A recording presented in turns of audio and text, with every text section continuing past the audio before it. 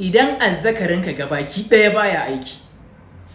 gabanka ya mutu baya aiki, ko kuma yana aiki amma kai da kanka ka san cewa lallai baka da lafiya, ka samu garin gero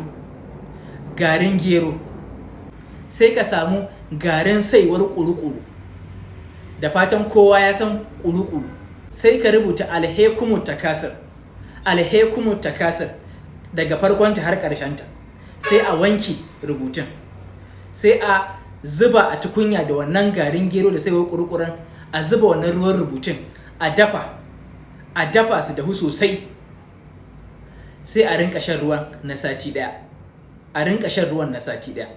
Albarkacin annabi da alƙur'ani gabanka zai miƙe insha Allah, ka rabu da matsalar gaba har abada insha Allah. Wanda ya lakin ya comment da sallallahu alaihi wasallam yayi sharing domin ƴan uwa su amfana, shi muka baiwa ya je ya jarraba. Allah ya bar mu da san manzon Allah sallallahu alaihi wasallam.